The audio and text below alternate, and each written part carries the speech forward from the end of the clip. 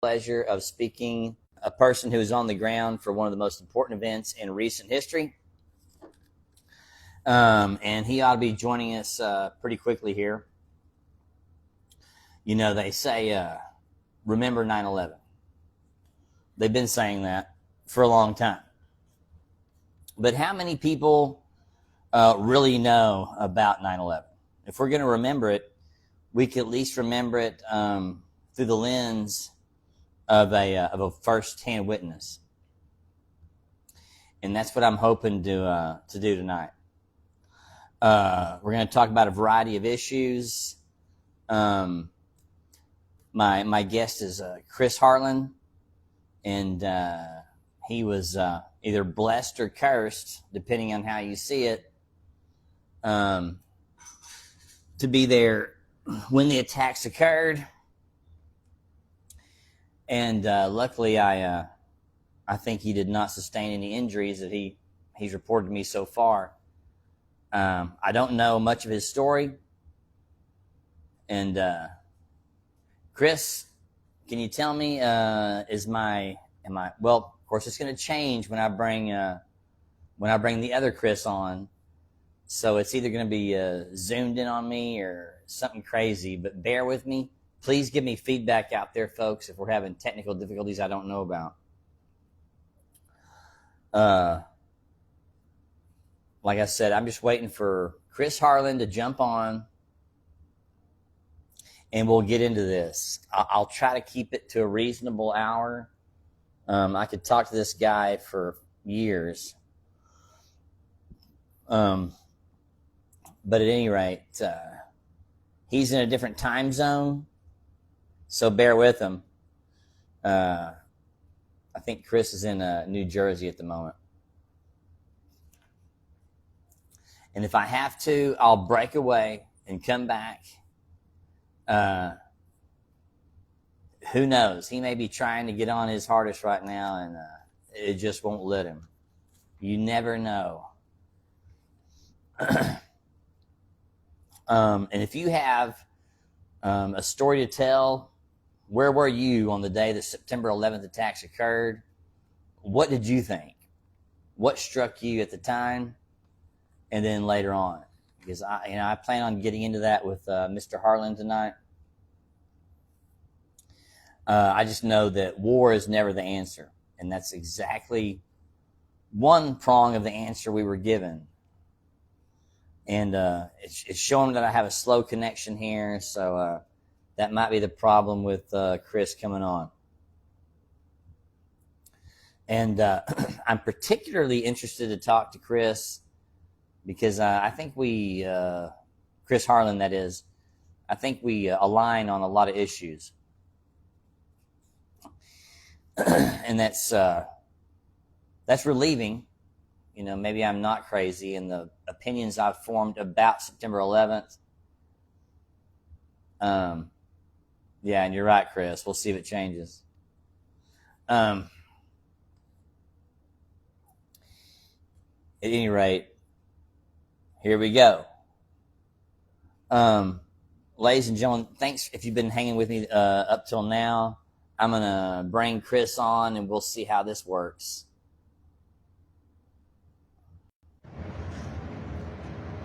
And Kris Turner out, let me know if it cuts our heads in half or something like that.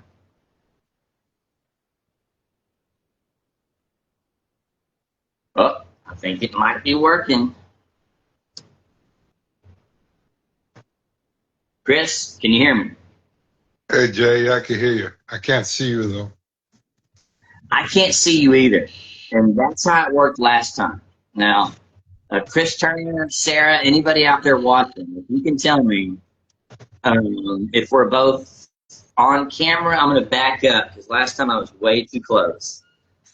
And if you're really close to your phone, Kris, you might want to back away. Gotcha. I think you saw my last Facebook Live where you could only see my eyes. Yes.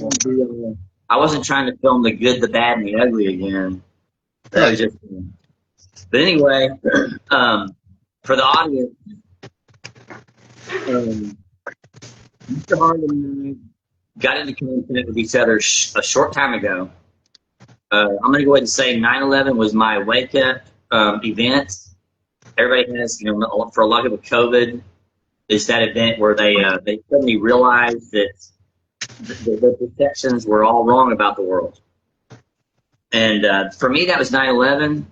And I remember going out and passing out DVDs about 9/11 Truth. As soon as I learned it, of course, I was like everybody else. I bought the official line, more or less hook, line, and sinker. I just could never get over the collapse of the building. It was too rapid. And there's another problem with it I think you and I share. So, with that in the background, Christopher, you were there. I mean, you start where you want to. Do you still reside in that area? Yeah, I'm actually living in basically the same place I was living when that happened, almost.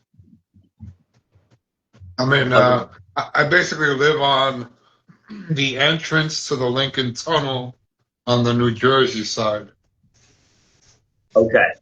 So I grew up with the skyline and the Twin Towers in it my whole life. Your whole life. Yep. And I'm going to tell you right now, Chris Turner just told us that we're way too close up on camera. We both might try backing away a little bit. I'm going to do Yeah, that. I backed up. I don't know what the perspective is now, but Well, the audience can give us feedback as they see fit. But the most important thing is that they hear what we have to say. We're not putting on a show here.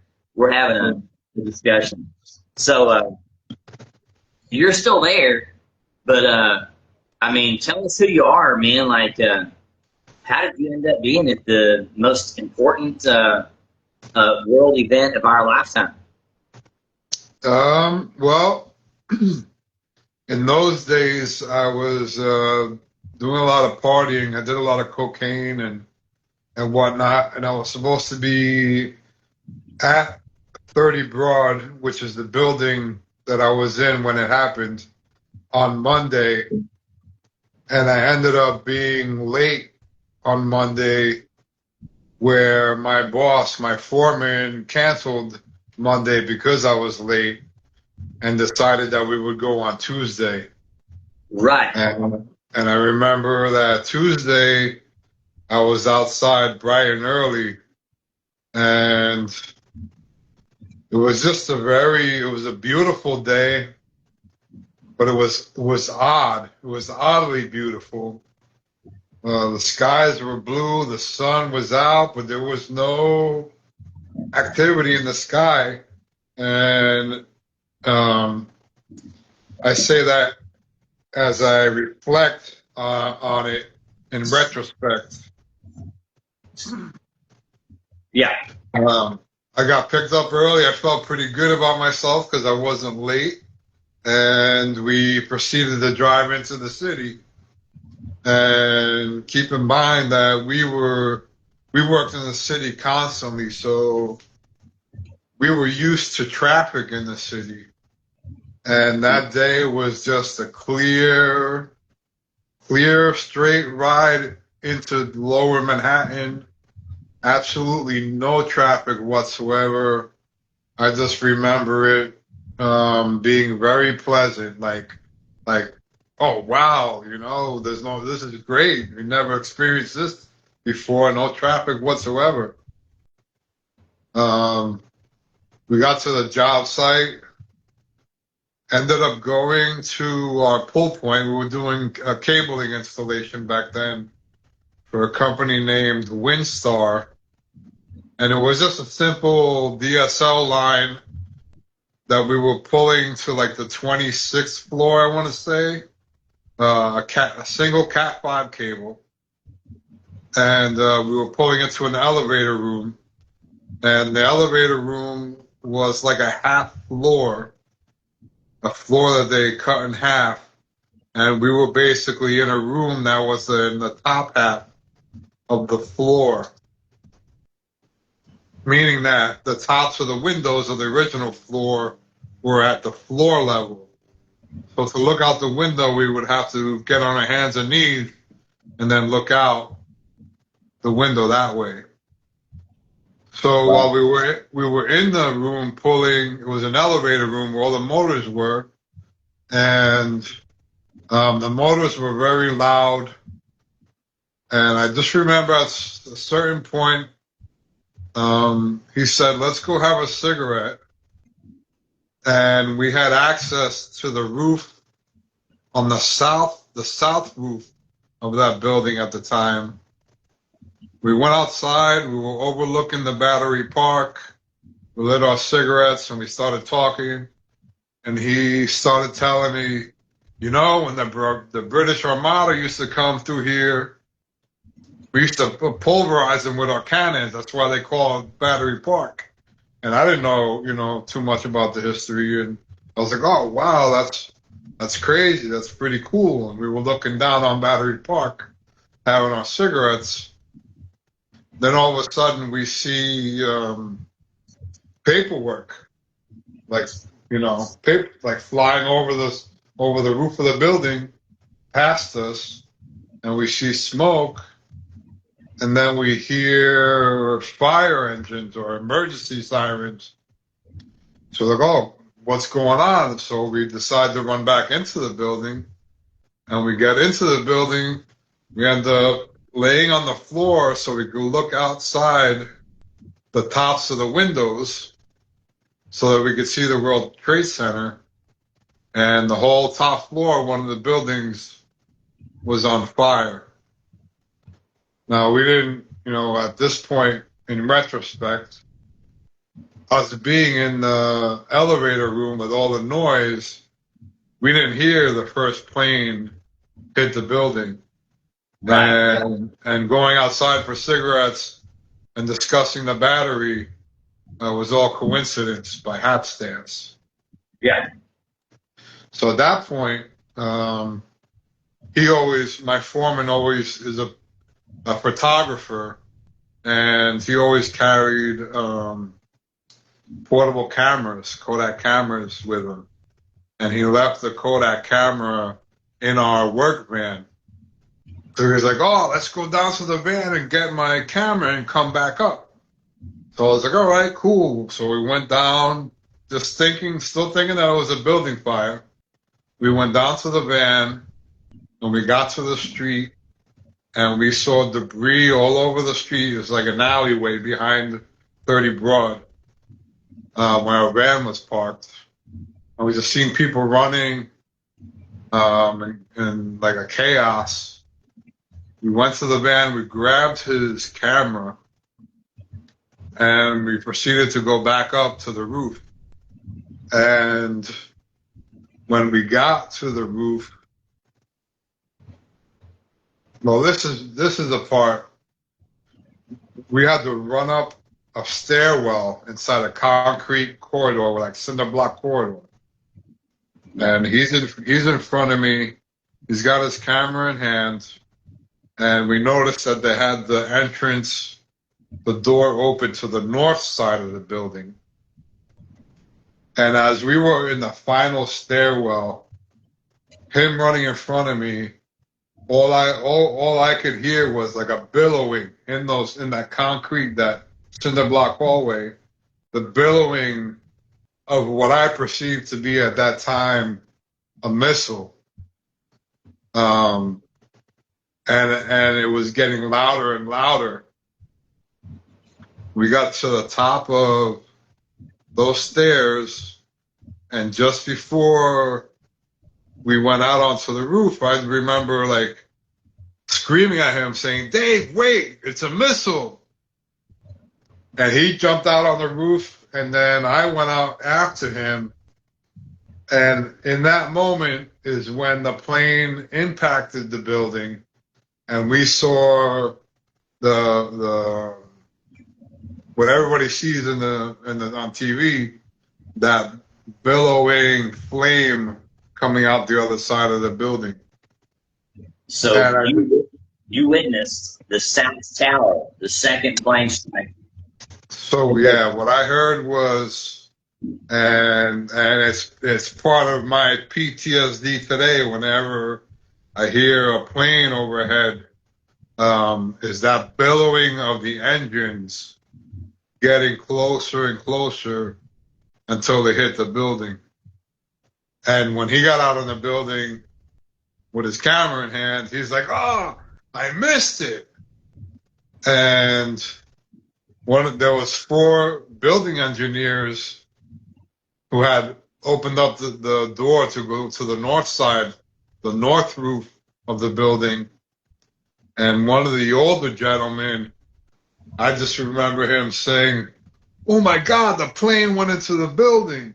And he said, "All those people," and he clenched his heart. And the other 3, those 4 building engineers, they're all wearing their gray khaki uniform. They started taking care of that old man, and we decided to hightail it out of there. So we ended up the cardiac. Dude clenched his chest. I just remember him like holding his chest, and then all the other guys like, grabbing him. And then I was like, "Yo, Dave, let's go." And we ended up running out of there, running off the roof. We ran down to our van. We got into our van, started driving up and down one-way streets trying to figure a way out of there, and everything was on lockdown. There was no way out.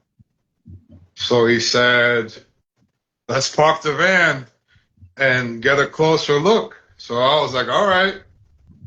We found a parking spot close to the Battery, and we proceeded to go closer to the World Trade Center.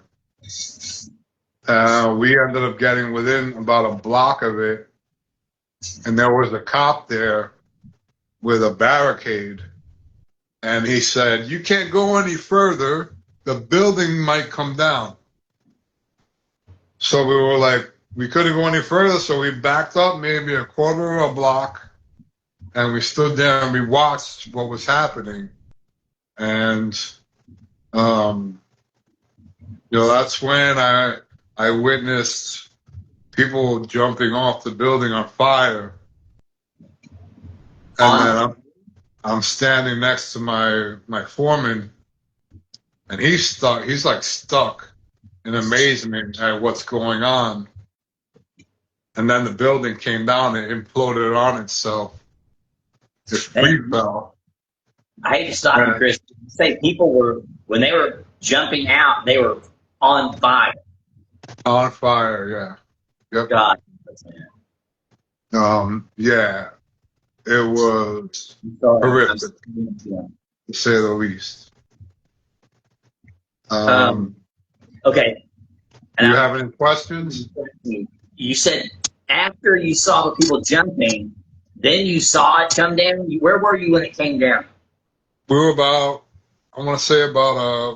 a block and a half away. So it was like right in front of us. And you're talking about the South Tower collapsed first. Is the second tower struck? I don't know. In that where I'm at in my head at that time, I don't know which tower was hit first, what tower was hit second, and I don't know which tower came down first. I just know that we were standing there in awe at what was happening. And you're not going to see, those buildings are hard to, they were so tall, they were hard to take in the magnitude of them from the ground. Right.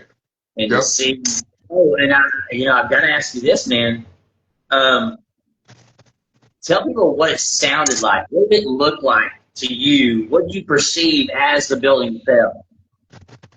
So the way that the sound in my mind, because when I lived in a town called Secaucus, there was an old abandoned tile factory that me and my buddies used to go and hang out in, and there was like stacks of tiles everywhere, and we used to throw tiles all over the place and knock stacks over. And the way my mind perceived it was that sound of ceramic tiles falling over. which is also equivalent to the sound of like a pack of firecrackers going on, if that makes sense. Yeah, it does. Very loud sound. Yes. Um, So I was going to ask you that was going to be my second question. Did you perceive the sound of any explosions? I did not perceive it as the sound of explosions. It was more of, like I said, like firecrackers and crunching material, in my mind. I Sure. don't know, like I didn't know the difference. I never heard a rapid succession of explosions before. So I still, outside of the Twin Towers, I still haven't really heard it outside of some of the things that I've seen on television. So I don't know. In my mind, I couldn't identify it as a rapid succession of explosions, but definitely it had that popping, that crisp popping, um, crunching metal sound. It just sounded like a stack of shingles falling over, like a stack of ceramic tiles. And just to be also clear, you didn't perceive any intermittent explosions between the time of the planes impacting and the collapse or demolition of buildings. You didn't hear any like periodic booms. I did not. The only explosion that I really perceived to be an explosion was when the plane hit the building and that big fireball came out the back of it. Yeah. Well, that's one of the most that brings us to one of the most important parts of this interview to me was your comment that I saw. One of the real reasons I was urged to get in contact with you is the South Tower struck by an airplane. That's the footage everybody saw. Yep. Only one outfit captured the North Tower strike, and that was the Nade brothers that were doing the firefighter documentary that day. They just happened to capture that lone footage of that first plane strike. Right. I think I seen that. That was the guy that was with the fire department over a gas leak or something to that effect. Is that the same one you're talking about? Well, I don't know exactly. My understanding was that it was simply, were they, I didn't know if they were doing a drill or if they were out providing service.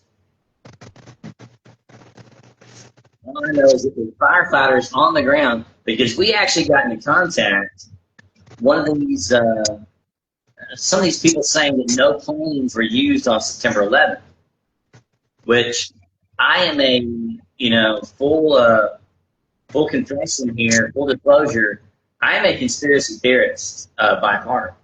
Oh, same here. Especially since 9/11. Yeah, I mean, I was already one a little bit before then, being a big student of, the JFK assassination, which really had me questioning things already. But then the attacks occurred. My first thought was that we were being provoked into a situation. I mean, there's nothing else that's going to happen. And if you attack the United States in such bravado fashion as that, you're going to catch hell. Right. So to me, the most reasonable explanation was that someone wanted somebody else to get their butt kicked, so they framed those people up. That's my first. Well, later I got home and you talked about, and you said the collapse was rapid of those buildings. Boy, was it ever. It was, what I can see, inexplicably rapid. There is no way to explain a collapse. That is not a collapse. In my opinion, I think it's a building demolition. Kris, what do you think? I definitely think it's a building demolition, especially after Building 7. Building 7 is a telltale. Yeah, Building 7, the headquarters of the CIA, the Secret Service, the FCC, The Pentagon. So my brother was in naval intelligence, and one of his brothers in the Navy was still commissioned, and he was on the ground at the Pentagon. And according to my brother, allegedly, there was no plane there. There was no plane wreckage.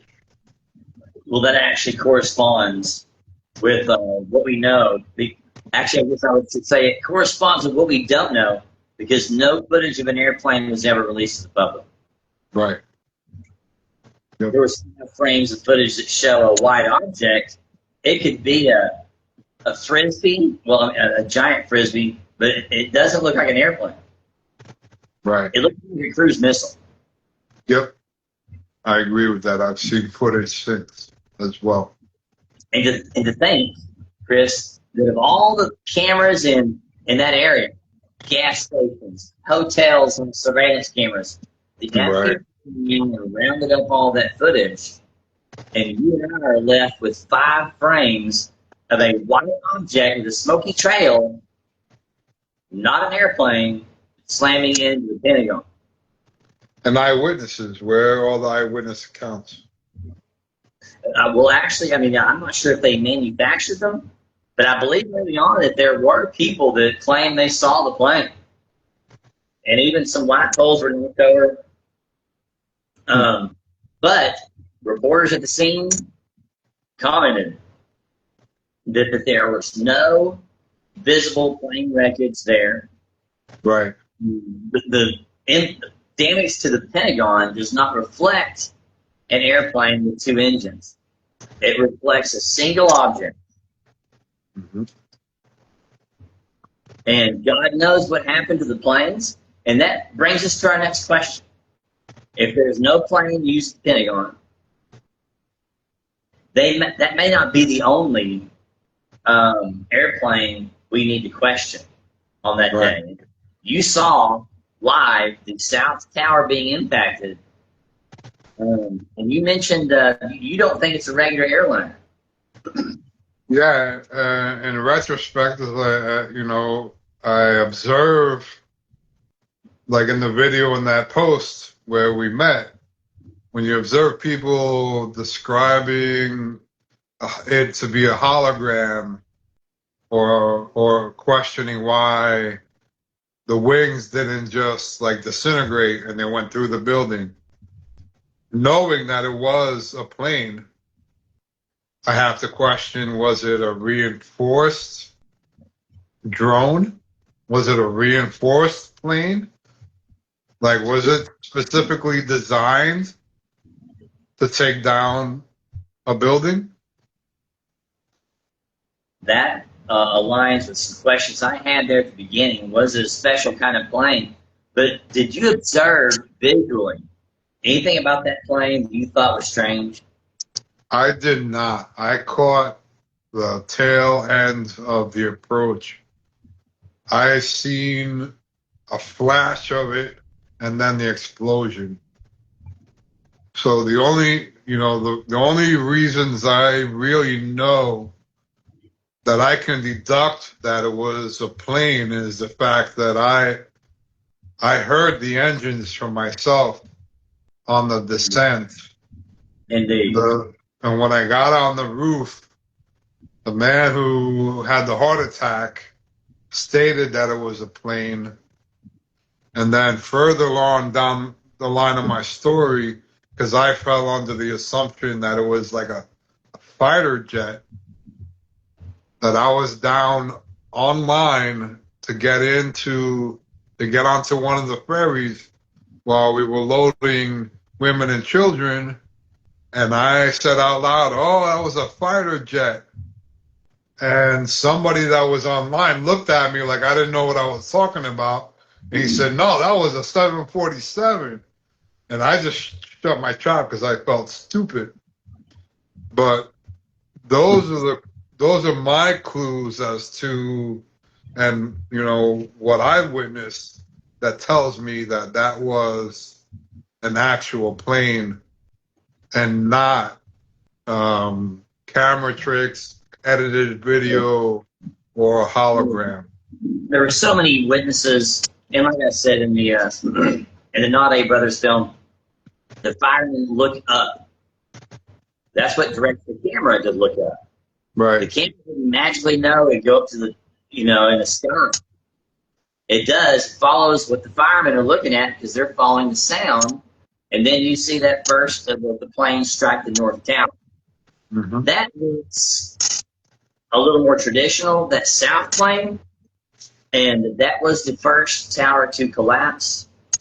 And they did so in about free fall speed. Right. So when that first tower collapsed, I was standing next to my buddy, and my fight or flight instinct took in, and I took off. And then I remember turning around and seeing my buddy just frozen, staring at the wall of smog, of smoke and debris coming at him. And I was screaming at him, Dave, come on. But he couldn't hear me with all the noise from the collapse happening. And I decided, I can't stick around. I got a 2-year-old at home, I think at that time she was like 4 or 5. My whole instinct was to get back home to my family. And I just took off. I started running, not knowing what I was going to do. I was watching people picking up their fucking toy poodles like they were fumbled footballs. I remember running past strollers and thinking there might be a baby in there, and looking in the stroller and seeing that it was empty. I remember seeing an 80-year-old woman just standing there, pouting with her hands, saying, I don't know what to do. I don't know what to do. And I had looked to my left at that point, and there was a building to my left, there was like a 4-foot wall and like a 2-foot iron fence. And I saw a security guard holding the building basement door open. And at that point, I bolted for that building. I hopped that wall and that iron fence, and I made it inside the basement as the debris overtook everybody. And I just remember sitting in that basement and watching the door that I ran through and seeing people coming in covered in dust, with their eyes blaring red, like irritated. And we were sticking it out in that building in the basement. And then somebody came into the basement and said, everybody's got to go. The other building's going to come down. Make for the furthest tip of the Battery Park. And they mentioned the direction of which the wind was blowing, which I believe was southwest at that point. So they said, make it to the southeast portion of Battery Park. And they evacuated that building under the pretense that the second building was going to come down. And it was weird because, as I look back, because they stated that it's going to come down, not that it might come down, that it's going to come down. And we all left. We all left, and we made it to the southeast wall of the Battery Park. The debris wasn't, it was clear. The air was fine there as the debris was being blown southwest. And that's when we started to put women, children, and the elderly onto Arthur Imperator's ferries. We were literally handing them over the wall. And we all had to wait, the men had to wait to get on a boat after the women, children, and elderly were evacuated. Wow. And then that's when the second building came down. And we're not talking yet, of course, the Building 7 didn't come down until 5:30 in the evening. You'd long been in that. No, I was out. I wasn't there. I was out of it. Are you aware about Building 7 having been reported that it collapsed before it collapsed? I believe I heard something recently about it. Yeah. But at that time, no, I didn't. Of course, yeah, back at that time. But in retrospect, man, there's so many anomalies. And there's Yeah. another one I'd like to get your take on it, Kris. Just having been there and gone through the feel of it, and being I guess I can't call you a New Yorker, but you're pretty damn close being a New Jerseyer. Yeah. Yep. Are you from that area originally? Yeah, born and raised. My family came here from Italy back in the early 1800s, and we've been here ever since. I'm probably the last of the Mohicans at this point. Wow, man. And so, okay, some things I'd like your take on. I'll Mm-hmm. run through quickly here. Seeing as how the first tower, the North Tower, was struck, um, I think the powers that be knew that every camera in the world, at least in New York, would be on that complex. And so the South Tower impact was captured live. Right. You couldn't see it in person. But people like my mom, people who are at home watching TV, they saw it live. I mean, it's occurred to me, maybe that was set up on purpose, and maybe this is Probably. a massive trauma-based mind control, endeavor. Probably. Yeah. Well, I'm not sure how you think about 9/11 being trauma-based mind control, but that's one way to picture war. When the United States was in a period of Definitely. peace. I believe that, at that point, and coming to terms with the fact that they shut down NORAD, which made total sense going into the city that day. As I explained, there was no traffic, there was no air traffic, beautiful, clear, peaceful skies. In fact, one of the things I noticed also was that there were no yellow cabs at all on our way into New York, into lower Manhattan, which led me to believe that, all the Muslims who were taxi drivers, they all knew not to be down there. At that point, I believed that it was Muslims, and that our government knew it was going to happen, and that they let it happen they let it happen on purpose. That's how I perceived it back then. I didn't know anything about Islam back then, and that whole experience, the whole trauma-based experience, set me off into the world of trying to figure out who these people were and why they would want to do what they did to us. So I went as far as to buying and listening to their music, studying the Quran, their culture, and the things that I was finding out are things that I didn't like. But what was funny is that um, I went into Christianity at that point, so I started doing research in some online groups, and I learned a lot about the Quran there. But when I went into the Jewish groups, thinking that, Jesus is all about love and this and that, they will be accepting of me. I was told that what everybody hears today is that Jesus is boiling in his own feces and semen and pit Yep. back then.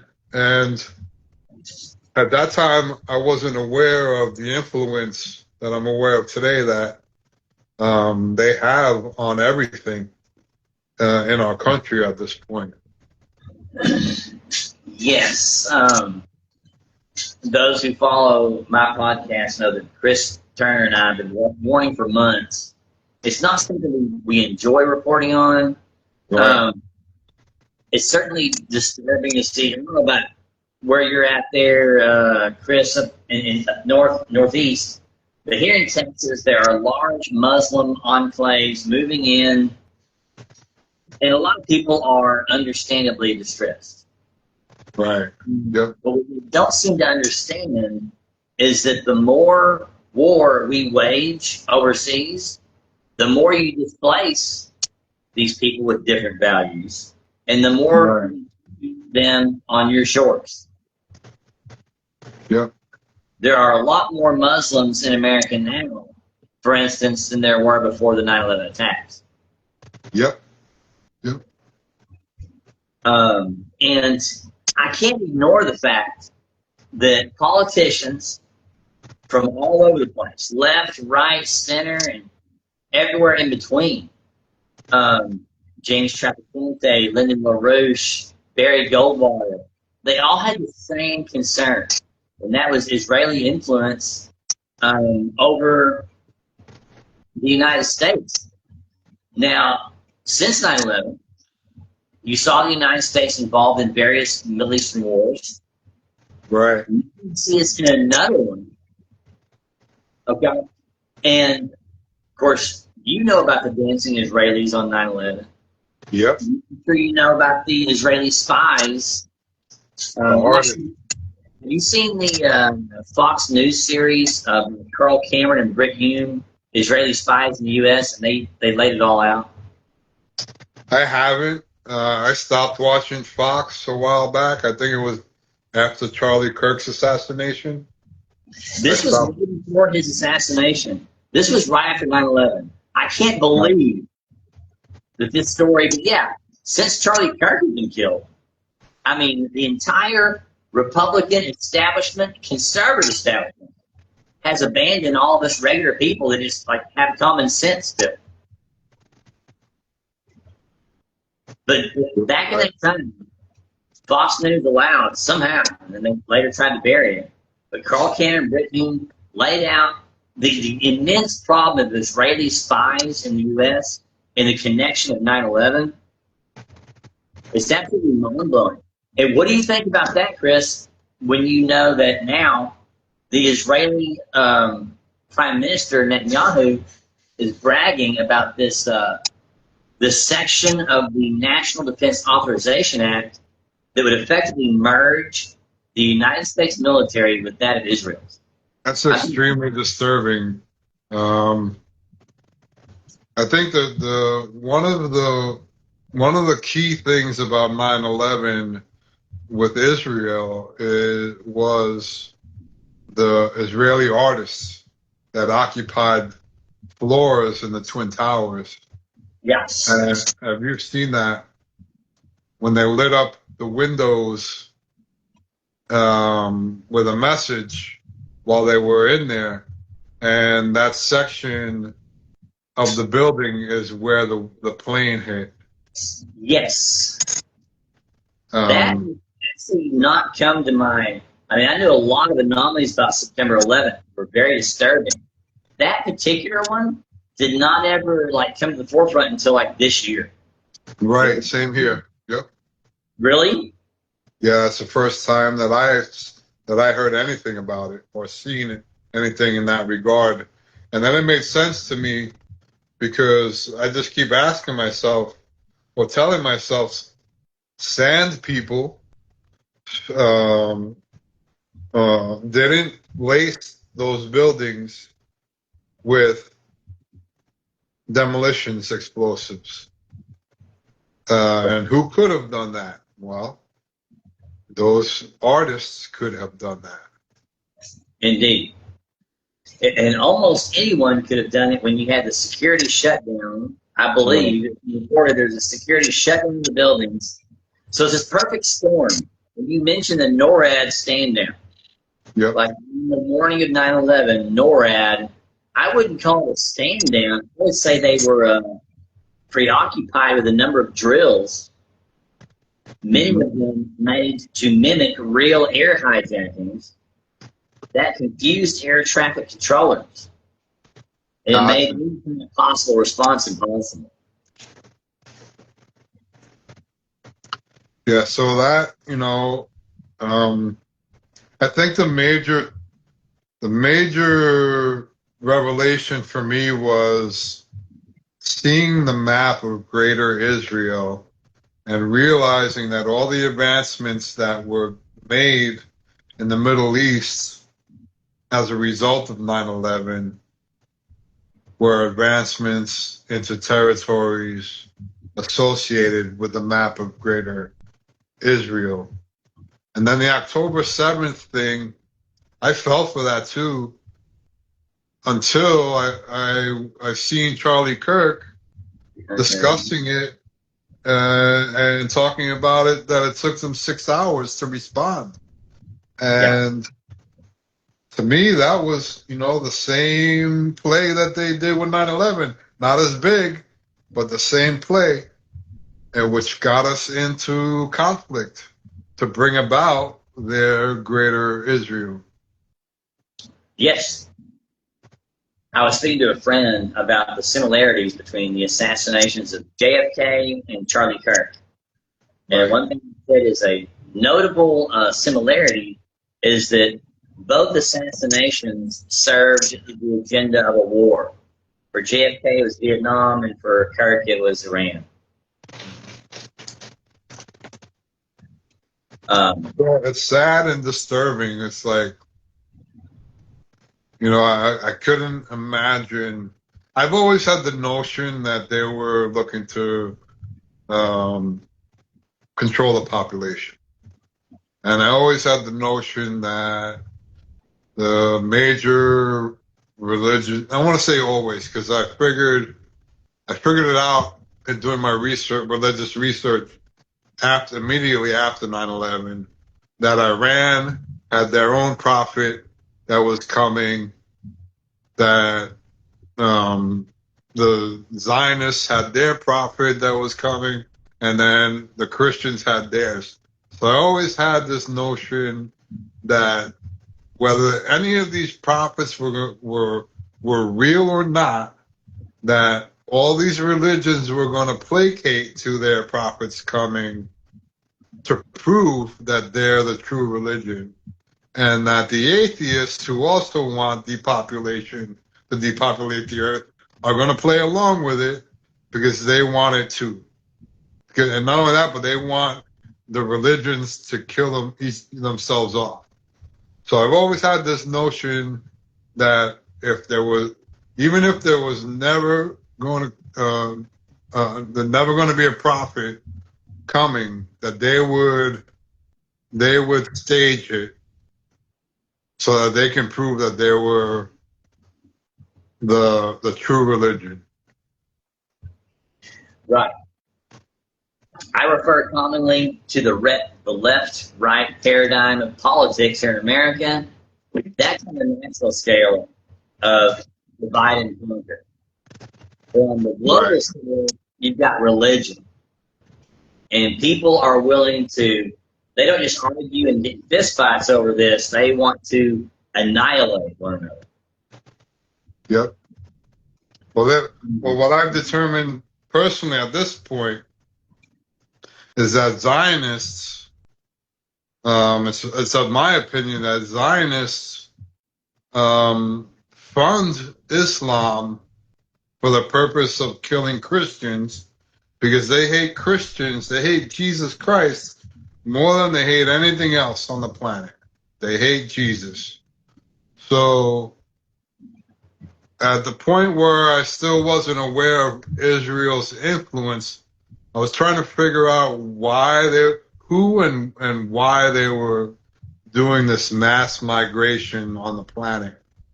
And I determined, for one, that they were looking to move Muslims in next to Christians for a time where they could instigate war between us, and then we would kill each other off.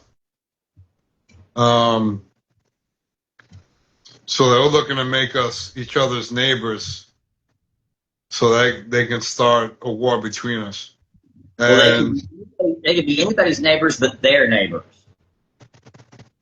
right, and then the other theory was more recently is that all these military aged men that they were moving out of the Middle East into the West, where we would be living next to our enemy. They were doing that to thin out the flock of the countries that they want to dominate.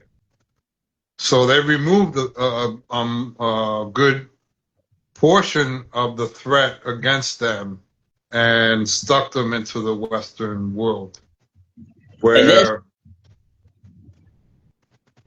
well, I want you to see that Christian world where I don't mean to cut you off, Chris. I'm sorry. I didn't mean to cut you off. What No, were no, you no. saying?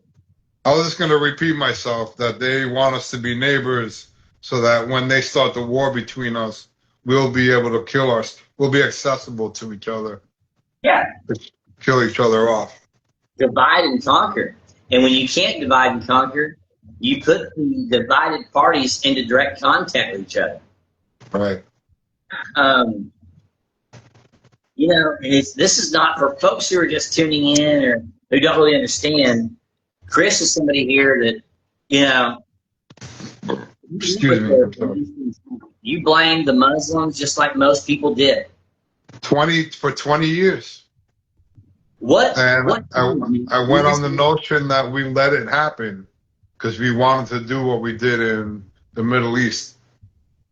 So what shattered that worldview, man? What happened? What changed? So I watched a lot of Fox News prior to Charlie Kirk getting assassinated. I always skipped over him on Newsmax. He was always like boring to me. I didn't want to, it was like a very monotone news broadcast that he would do. So I didn't know anything about him, only that people called him racist and whatnot. And they killed him. They ended up killing him. As a matter of fact, I was in the heat of my PTSD leading up to 9/11, and I just remember like being bedridden for like a week leading up to 9/11, and waking up on October 10th and rolling over to turn the TV on, and the first thing I see is Charlie Kirk get assassinated. Yeah. And at that point, I started researching. I started looking into Charlie. Why? Same reason I did. I looked into Islam. Why would they want to do this? Well, why is everybody saying this stuff about them? I started looking into Charlie Kirk and listening to the things he had to say, and I was like, yo, this guy is not racist. This guy's not bigoted. Like, he's got a really good outlook on how things should be. And when he brought up about the 6 hour response, it took 6 hours for the Israelis to respond to October 7th, it mimicked and mirrored everything that happened on 9/11. And then what really got me was when I seen an audio clip on social media of Donald Trump talking about how he believed that it was a plane with explosions, with explosives. Yeah. And it made sense. I agreed with that. And then twice in the Oval Office, Trump says, "Oh, Howard Lutnick, the luckiest man, guy never missed a day of work. Just so happened wasn't at the World Trade Center that day, just like Silverstein." And he did that twice. He did that twice. So I said, "Oh, my boy Trump. Not only did he rat everything out on the day that it happened, but now he just ratted out his handler to me. Like, to me, that's his handler." And then to find out that Howard Lutnick was the neighbor on the islands, a direct neighbor to Epstein at the islands, and the direct neighbor to Epstein in Manhattan. So right there, to me, that said it all. It wasn't the dancing Israelis, the art students, Silverstein not showing up to work, the insurance policy, I think I mentioned the art students, and then Howard Lutnick not showing up to work when he never missed a day. Right. To me, that added everything up. It made perfect sense that the Israelis would have access to all those buildings to place the demolition explosives. Made sense that Nora got shut down, or was preoccupied to allow what happened to happen, and to push Bush into Afghanistan and then into Iraq for the benefit of greater Israel. Then coming to terms with the fact that both parties are funded by AIPAC, by the same people. And having all these questions without, coming to that conclusion prior, that just didn't make sense. None of it made sense. They go into Afghanistan, where it used to be, before the war, it was the world's, it provided 20% of the world's poppies for opium. Right. And then we had the opioid crisis. Yeah. I mean, they flipped it upside down. It was 20% of the world's supply to 80% after the U.S. controlled Afghanistan. So our government was once again dealing drugs in the lives, all because of the cover of searching for this Osama bin Laden, whose family was instrumental in building U.S. airstrips in the region. The Ben Brothers Construction Group, that's his family. So if bin Laden is a black sheep, he's a black sheep of a golden goose for the United States intelligence in the Middle East. Yeah, my opinion, and this is off the rails, but my opinion is that Osama bin Laden got a facelift and lived out his days in the Dominican Republic.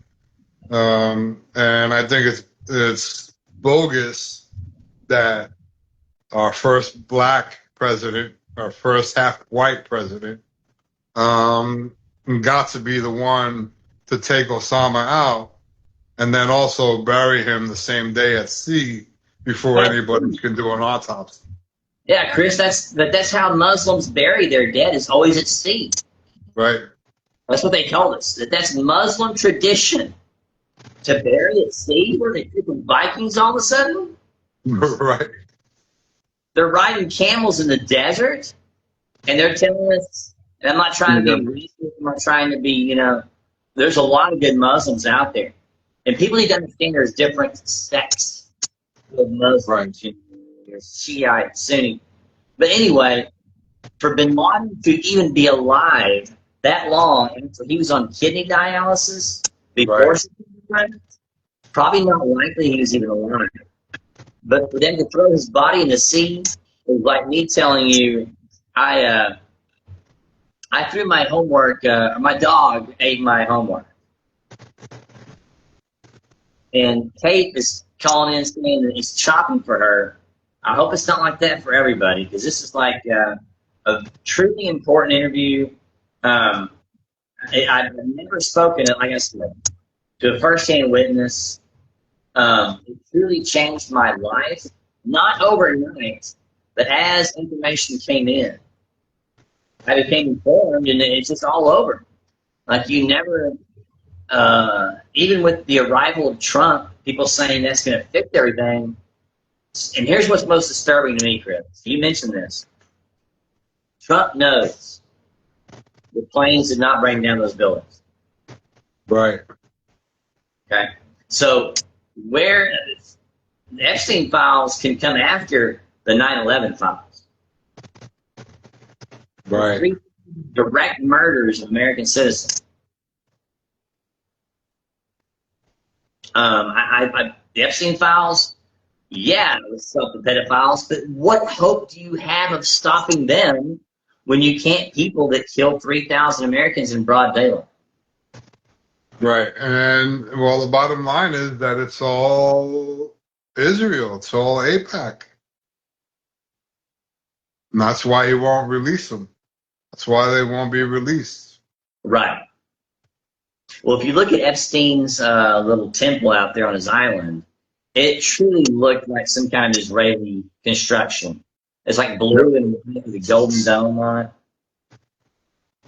And I believe it's out in the emails. Them, you really don't find many, sorry, but Jewish victims. And we're not anti-Semitic here. I think our concern is the government of Israel, which is a far cry from the people of Israel. The government, I don't think they're Orthodox. I don't think they're Jews, Chris, honestly. I think they're Zionists. Yep. Zionists. And that's something people need to work into their vocabulary. Right. Especially with the realization of this greater Israel project. Mm-hmm. I mean, what that is that's taking more land. We're told here in America we're colonialists to the land we've already taken. These people want to keep taking land. Yep. I'm saying that at a certain point, it's time to set some boundaries. We're not under the law of the jungle anymore, where we just take whatever we want. People have a right to live where they are. And the Palestinians, Kirk, here's one thing I may or may not disagree with Kirk about. Charlie Kirk said that the Palestinians have proven they can't govern themselves peacefully. I think that probably has something to do with a lot of Israeli manipulation. Yep. No, I agree. It's my perception that all these Christian nations that became Muslim nations, were hijacked for the purpose of Zionists being able to kill Christians under the guise that they're Muslims, when in reality they are hostages, Christian hostages under Islam.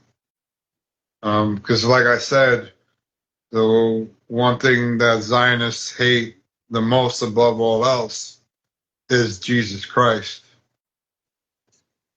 Right. And even back when Muhammad was alive, the Jews were funding him to fight their wars for them, to the point where one of their rabbis became a Muslim and left his fig orchards to Muhammad, which helped fund his cause. So to me, like how I place it in my mind is that Christians were first of all, through denominations of Christianity, Christians were trained to be passive and accept their fate as sacrifices, and Muslims were appointed the executioners to the Zionist sacrifice of Christians. I don't know if I presented that I think so. But yeah, it goes way back. I even believe that the Catholic Church has been manipulated by Zionists, the people that follow the Talmud. Well,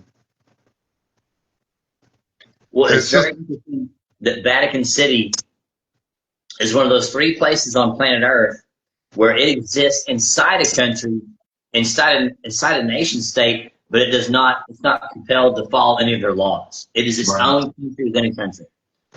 You've got Vatican City, you've got the City of London, inside London, England, and then you've got Washington D.C. in the United States. That's your that might be your true axis of evil.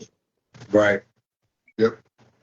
People that are above the law. Epstein, the fallout from that has cost Republicans their butts. I'm afraid these midterms are going to be a bloodbath. They are. And the reason I'm afraid of that, I'm not sure about you, Kris, but the stances taken by many Democrats, I mean, some of them, I want to like them. They're speaking out of data centers. Some of them may be America first, but this whole thing about letting men compete in women's sports is pure evil and pure just wrong. It's just and it wasn't like until recently they weren't letting us hear Adolf's speeches translated, and once you start to hear some of the things that he says, not to agree with what he did, but to understand what he was saying and to see what's happening today, that it's the same people. It's the same people pushing this agenda onto the population. And a lot of it when it comes to transgenders is to kill their ability to have children. And then also I believe that in a biblical sense, they're trying to bring God's wrath down onto their enemy at the same time, in accordance with Sodom and Gomorrah. Indeed. Yeah, there have been a lot of people talking about, people trying to manipulate events to bring their Messiah. Right. These are scary times to be in, man. Very interesting times. What do you make of this? Candace Owens. At first they said, what was the first thing they said? She's crazy. Right. Yep. And then they said she's demonic. And then they changed it to, well, she's jealous and she really wanted to be Charlie Kirk's wife. She's doing for clicks. Yeah, that she was jealous because she thought she should have been the one to take over TPUSA. Yeah. But my perspective at this point is that she's a good friend. Right. If that happened to me, I would want somebody like her to try to find the truth. Oh, and I wanted to mention one more thing. I mean, yeah, Candace and Charlie Kirk, no matter how they spin it, were tight. And they were on stage together. I saw it many times. Don't try to memory hole that and pretend like she seems to be his only true friend he had in his life. Him and a very few others.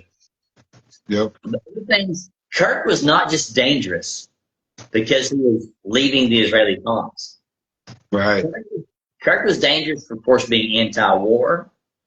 He was dangerous because he was pointing out how intelligence agencies were attempting mind control on the American public. I mean, some of the things he said, some folks would try to color that as tinfoil hat territory. Right. But he was realistically catching on, and I think they realized, just like they've lost the youth in America today, they're not, the kids that are 20 years old, when they do vote, they're not going to vote for Zionists. When they can't afford a house, they're not going to vote to send billions of dollars to Israel every year. Yep. And then have to pay the high percentages on credit cards and loans and student loans and not know who all that's actually going to. Right. So it just blew my mind. I liked Charlie Kirk's debates. I wasn't a complete fan. I wasn't somebody that would just knock somebody over to see him. And Brandon, I saw you were watching earlier. Our old buddy John Boy, he texted me at work and said, Charlie Kirk assassinated. And I said, you're full of it. The next thing he sent me was that video of, the graphic video. And I had a hard time believing it, but I even had a harder time believing that on a college campus, you can't just shut it down Like, and of course, allegedly he leaves the gun there. He's going to come back for it later. Like, in this footage that we're told by Benny Johnson and others shows Tyler Robinson in 4K taking the shot. Why did Benny Johnson basically hang himself out to dry with his reputation? Yeah, I fell for all of it too. I fell for all of it. And the one thing that clued me in to that there was more to it is when Trump, and I was a Trump supporter 100% from the get-go. Like, I literally worked for Trump in 3 different capacities over the course of 30 years. I did the communications in the Trump apartments on the West Side. I moved his servers. Years later, I moved his servers out of Manhattan to Mellon College in Pittsburgh. And then later, I did work 3 seasons on the Apprentice finale. So I always got my money. I've never seen anything racist about him. I was 100% Trump. But when I seen him get questioned about how he felt what happened to Charlie Kirk, and he just bypassed it and said, "Look at the beautiful ballroom we're building." Boy, that hit me like a big old piece of sandpaper in the face, too, Oh, man. man. Dude, that destroyed my whole image of him. I was like, this guy's full of shit. He's in on it. He had an opportunity there to really say Yep. something meaningful about a guy who basically gave his life in the interest of free speech in the United States. And what he showed is that he didn't want to have to lie. So he bypassed the question. I think you may be right there, Chris. I mean, I don't talk much about Trump's involvement, possible involvement, or collusion, or maybe just turning a blind eye to it. But Right. at some point, it's a bit bizarre when one of his only friends, which is Candace, raising these points. And here's the funny thing. They try to attack her and tear her down, and instead their own institutions are the ones falling. Right. What is it? Turning Point USA is having its own problems. But the Daily Wire, which is basically right in tune with them, Israel apologists, attacking Candace all the time. I hear Jeremy Boring, who is the CEO, was fired today, or fired recently. Ben Shapiro, nobody watches him or trusts him anymore. Yep. It's like, these institutions are apparently disposable, and Charlie Kirk's death has taken them all down. It is, yep. I agree with that. He's probably doing more in his death than he ever could have in life at destroying these America Last sellout institutions. But it's interesting to know, we come from way different backgrounds, way different geographical places, but we align on so much. And there are people all over the place that I think you and I would both describe ourselves by now as America first. No doubt. And I wasn't that way before. I wasn't that way before Charlie Kirk. And until I realized how much control AIPAC has on both sides. And for those who don't know, I think AIPAC stands for the American Israeli Political Action Committee. Is that what anyway, it's the immensely powerful lobby that, last thing I want to mention, I'm not going to keep you all night, man, but the last thing, integration. Under Section 219 of the National Defense Authorization Act, they're trying to integrate our militaries with Israel. That has passed the House. It now moves on to the Senate. Go ahead. No, I heard somebody speculate that the reason they want to merge militaries is because if we ever revolt, our own military is not going to call us. They'll bring the Israelis in to call our revolution if we ever have one. There can be all kinds of nefarious reasons for wanting to bring other militaries into your own Mm-hmm. and to destroy your own sovereignty, but none of them are in our best interest. Nope. At this point, it's headed to the Senate. It's part of the SAVE Act because they want to get it passed, right? The Democrats don't want to pass the SAVE Act, but I'm fine with that as long as we don't merge. Yep, same here.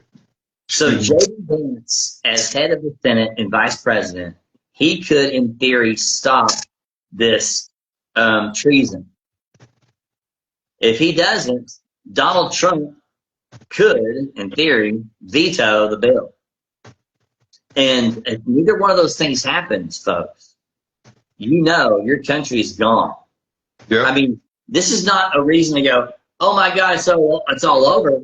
It's time to do what we always knew we'd have to do one day, and that's have not necessarily a revolution, a restoration to the Bill of Rights and the Constitution. So it's not game over. It's just confirmation that stop waiting for a leader to do this for you. We're going to have to do this ourselves. This is our country. Yep. But anyway, as we start to let people get back to, I'm starting back to work tomorrow, Kris. No doubt. There's one more thing that I wanted to mention before we go. Maybe we could discuss it next time. It's something to think about. When they started the mass migration, I really couldn't put two and two together as to why this was happening outside of what I've already explained about them moving our neighbors in next to us. And the conclusion I came to was, and I did some research on Wikipedia, that they couldn't get the social systems into third world countries because of corruption. Those being things like Planned Parenthood, free healthcare and medicine and vaccines. So I came to the conclusion that those are all depopulation tools. I came to the conclusion that it was easier for them to open the borders into countries that had the depopulation machines already set up, the meat grinders already set up. And that was one part of my conclusion as to why they were doing mass migration. And then at another point, after the pandemic, a random question popped in my head, and I said to myself, does COVID-19 and the vaccines, do they affect people who are more susceptible to inbreeding? And when I researched that, it came up that people who are inbred, like Muslims and Jews, some Jews, are less likely to suffer from side effects from vaccines and COVID-19. So maybe next time, if we want to do this again, maybe we can explore some of those avenues in conversation. Absolutely. I'd also like to explore how Israel, Netanyahu volunteered his people up to be the ultimate guinea pigs, Israel being one of the most vaccinated countries in the world early on. Right. Yeah, that's really good territory to move into next time, Kris. I know it's, is it 2 hours later? What time is it there right now? 9:30 almost. Okay. All right, I'm not very good with time zones. I appreciate your time, man. I'm glad you survived the September 11th attacks to do the right thing after a long time behind the official story like Nunes did. You've now come out and you're kind of like us. You're going to follow the truth wherever it leads. That's it. You got nothing else to live for but truth. Absolutely, man. Well, all the love from Texas. You stay safe up there on the East Coast, and I can't wait to talk to you again, man. You too, brother. I appreciate the conversation. You too. Good night, Kris. All right. Take care, Jason. You too. Bye bye. Bye-bye.